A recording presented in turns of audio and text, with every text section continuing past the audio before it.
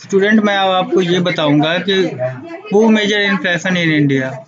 India में inflation को कौन मेजर करता है, उसके बारे में मैं आपको बताऊंगा। It is measured by MOSPI, ministry of static and programme implementation, इसको मेजर करता है।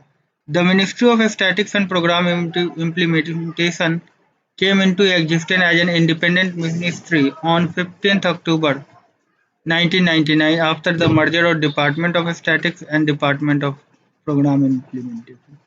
MOSPI जो है वो इंडिपेंडेंट मिनिस्ट्री के रूप में 15 अक्टूबर 1999 के बाद एग्जिस्टेंस में आया था। ठीक है, 15 अक्टूबर 1999 को एग्जिस्टेंस में आया था, जब ये डिपार्टमेंट ऑफ स्टैटिक्स और डिपार्टमेंट ऑफ प्रोग्राम इम्प्लीमेंटेशन का मर्जर हुआ। इसके दो विंग है, एक तो स्टैटिक्स से रिलेटेड है, दूसरा प्रोग्राम इम्प्लीमेंटेशन से रिलेटेड। अब बात ये आती है कि हम लोग इन्फ्लेशन को कैलकुलेट कैसे करते हैं। तो इन्फ्लेशन जो है वो दो तरह से कैलकुलेट होता है। एक तो जीडीपी डिफ्लेटर के थ्रू, उसका कॉन्सेप्ट मैं दूंगा। दूसरा प्राइस इंडेक्स हम लोग करते हैं, जिसमें सीपीआई, डब्ल्यूपीआई, आईआईपी, पीपीआई वगैरह है। ठीक है, ये जो कॉन्सेप्ट है ना, इसमें दो, ये जो कैलकुलेशन होता है वो इंडेक्स नंबर के कॉन्सेप्ट से और वेटेड मीन के कॉन्सेप्ट से होता है।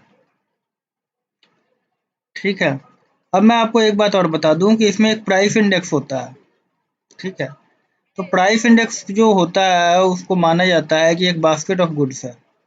मतलब कि एक बास्केट ऑफ गुड मतलब एक कलेक्शन ऑफ गुड सर्विस ले लिया जाता है अलग अलग सेक्टर ऑफ इकोनॉमी में, और उनके प्राइस को जो मॉनिटर किया जाता है उस बास्केट को, इस उस बास्केट के इंक्रीमेंट या और डिक्रीमेंट से हमें पता चलता है कि चीज़ें महंगी हो रही हैं और सस्ती हो रही हैं। उसी का हम क्या करते हैं, मॉनिटर करते हैं उसको, और पता करते हैं इन्फ्लेशन है या फिर डिसइन्फ्लेशन है, ये सब कारण है। ठीक है, या डिफ्लेशन है। इसमें बेस ईयर होते हैं। बेस ईयर का मतलब क्या होता है कि जब भी हम इन्फ्लेशन का तुलना करते हैं तो कोई एक बेस ईयर बनाते हैं, उस ईयर की तुलना में हम क्या करते हैं, इन्फ्लेशन निकालते हैं। ठीक है, दिस इज द ईयर और this is the year with which the prices of subsequent years are compared. The price of each commodity is given the value of 100. The base year is typical year in the sense there is neither very low or very high inflation nor extraordinary occurrence condition। मतलब ये जो base year है जिसके through हम year साल दर साल compare करते हैं प्राइस कॉमोडिटी की, और ये 100 के मल्टीपल में होता है। मतलब 100 के मल्टीपल में नहीं, 100 के वैल्यू में होता है। और बेस ईयर जो होता है वो उस ईयर को चूज किया जाता है जिसमें ज़्यादा इन्फ्लेशन भी नहीं हो, कम इन्फ्लेशन भी नहीं हो, मतलब एक मॉडरेट स्थिति में हो। और सबसे बड़ी बात यह है कि उसमें कोई एक्स्ट्रा ऑर्डिनरी उस ईयर में कोई कंडीशन नहीं हुआ, जैसे कोई वार वगैरह हो, इस तरह का कंडीशन नहीं हुआ है।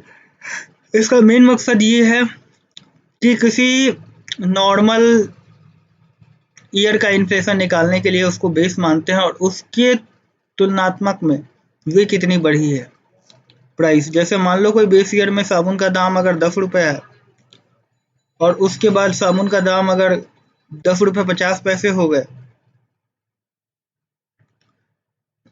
ठीक है, तो उस रफ्तार में हम देखते हैं कि ये जो 10 रुपये का जो 50 पैसा है वो कितना परसेंटेज है। ठीक है, और वही इंक्रीमेंट क्या होता है, हमारा इन्फ्लेशन निकालता है। ठीक है, उसी तरह मान के चलो कि 10 रुपये की जगह प्राइस जो है वो 11 रुपये हो गया, तो उस तुलना में वो क्या करते हैं, परसेंटेज निकालते हैं। तो जब 11 रुपये हो जाता है तो परसेंटेज क्या हो जाता है, 10% हो जाता है। 10 रुपये 50 पैसे हुआ तो मान के चलो कि 5% जो है वो इंक्रीमेंट हुआ प्राइस में। तो इस तरह से कैलकुलेशन करते हैं वो लोग।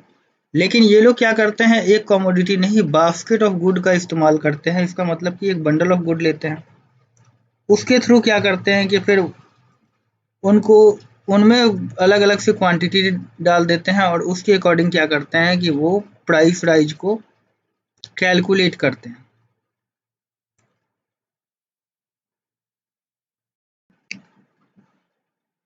इस प्रोसेस में अलग अलग कमोडिटी को अलग अलग वेट असाइन किया जाता है। मैं आपको बताऊंगा वेट और वेटेड मीन क्या है। जो कमोडिटी ज़्यादा इम्पोर्टेंट होते हैं उनको ज़्यादा वेट मिलता है, ठीक है, और जिन जो कमोडिटी कम इम्पोर्टेंट होते हैं उनको कम वेटेज मिलता है, ठीक है।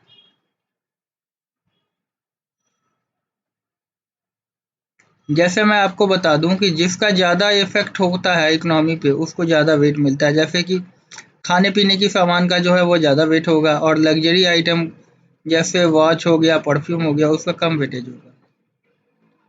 ये बताता है कि जो पैटर्न ऑफ कंज्यूमर जो होता है ना, उसका स्पेंडिंग चेंज होता है, उसको बताता है।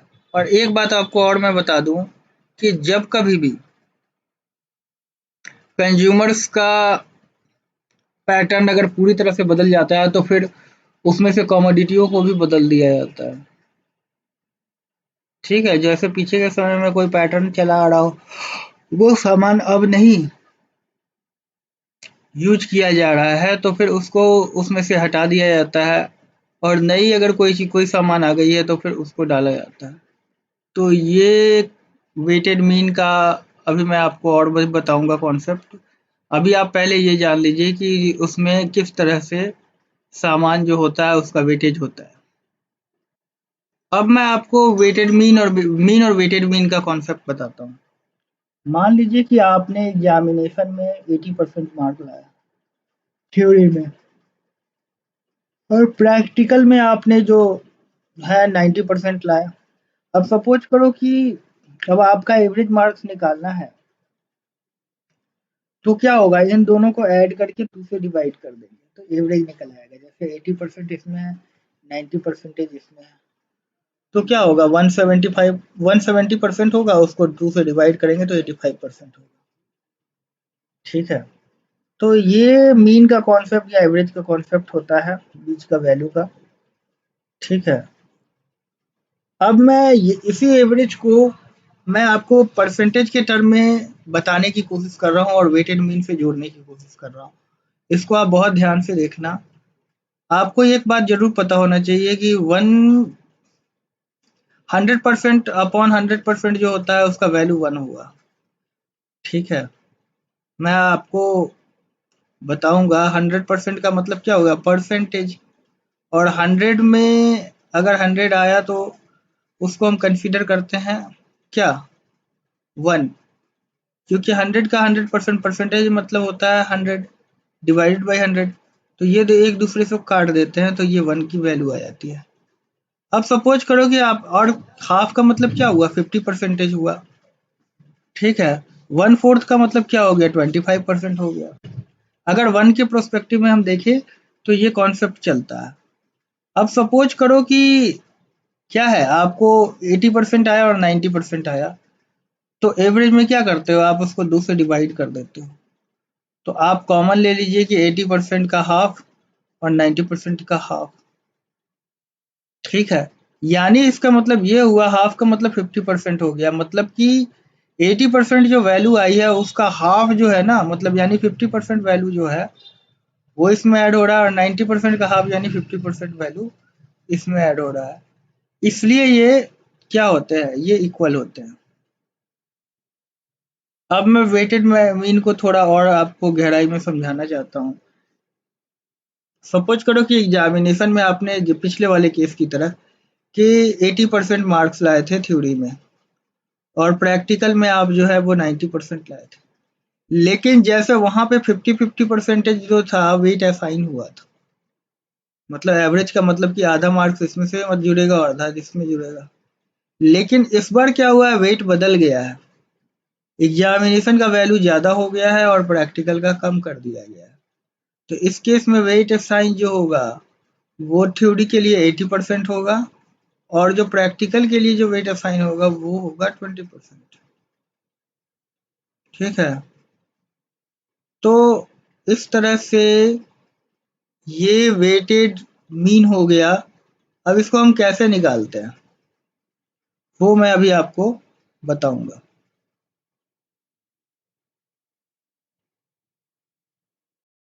तो अब इस केस में मुझे जो वेटेड देना है ना, वो 80% और 20% देना है।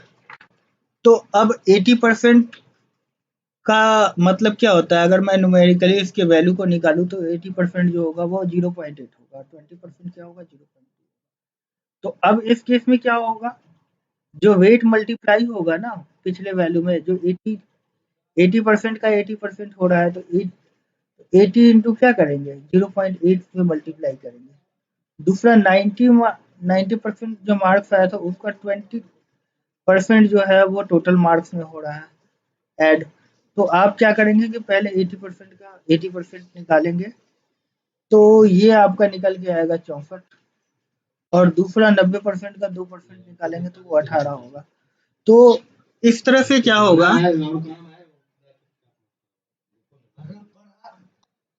तो अब क्या होगा इस केस में? आप देखेंगे कि जो 80% का 80% जो आया वो 64 आया, और 19 नंबर यानी 90% जो मान के चला था उसका जो 20% आया वो 18 है।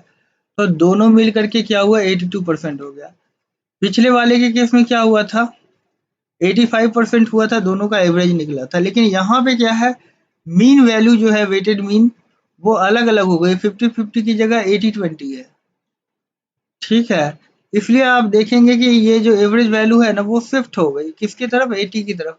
क्योंकि 80 की तरफ क्यों शिफ्ट हुई? क्योंकि इसका परसेंटेज जो है वो ज्यादा है। इसी कॉन्सेप्ट का यूज करके हम लोग WPI CPI में इसी तरह का कॉन्सेप्ट यूज करके हम लोग निकालते हैं, और सबको अलग अलग वेट असाइन करते हैं। ठीक है, मैं आपको आगे भी बताऊंगा कि ये CPI क्या होता है, WPI क्या होता है। आने वाले वीडियो में मैं आपको जरूर बताऊंगा। अभी ये मैंने आपको मेथड बताया कि किस तरह से वेटेड मीन के जरिए हम लोग जो है वो इकोनॉमी के प्राइस को बता पाते हैं कि कितना महंगाई बढ़ा है। उसके लिए हम इसी मेथड का इस्तेमाल करते हैं। दूसरा जो मेथड है उसको हम जीडीपी डिफ्लेटर मेथड बोलते हैं। देखो, जीडीपी डिफ्लेटर का मतलब होता है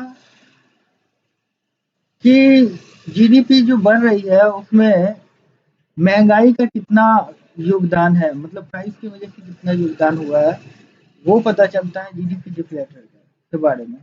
इसका जो फॉर्मूला है वो nominal GDP upon real GDP है।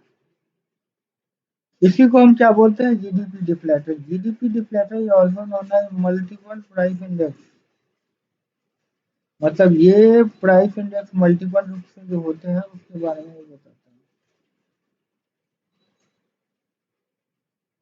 और ये मेजर करता है impact of inflation on GDP in the of an economy during the period of fiscal year. एक फिस्कल ईयर में जीडीपी का जो इम्पैक्ट है वो पता करता है ये। देखो, जीडीपी डिफ्लेटर एक बहुत बड़ा, ब्रॉडर और कॉम्प्रिहेंसिव मेजर देन डब्ल्यूपीआई और सीपीआई से है। ठीक है, जीडीपी डिफ्लेटर जो होता है क्या क्या इंक्लूड करता है? एक तो डोमेस्टिक प्राइस, एक और एक आपका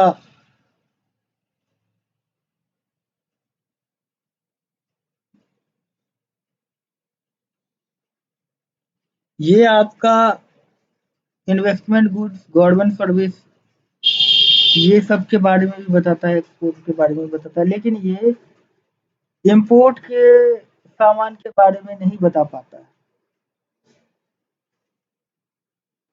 अब सवाल ये है कि जीडीपी डिफ्लेटर क्यों नहीं महंगाई मापने के मेजर में काम आता है? Why GDP deflator is not use as inflation measure? पहला कारण क्या है कि ये इट एक्सक्लूड इम्पोर्टेड आइटम।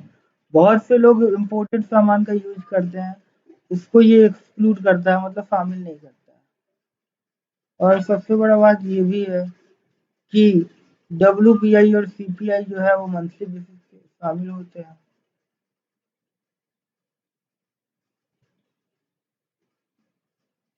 और सबसे बड़ा बात ये है कि इसका जीडीपी डिफ्लेटर के थ्रू जो इन्फ्लेशन मेजर होता है उसका मंथली कोई डाटा नहीं आता है, वो ये क्वार्टरली आएगा या तो एनुअली आएगा। इसलिए ये सब कारण है जिसकी वजह से हम जीडीपी डिफ्लेटर का इस्तेमाल इन्फ्लेशन मेजर करने के लिए नहीं करते हैं।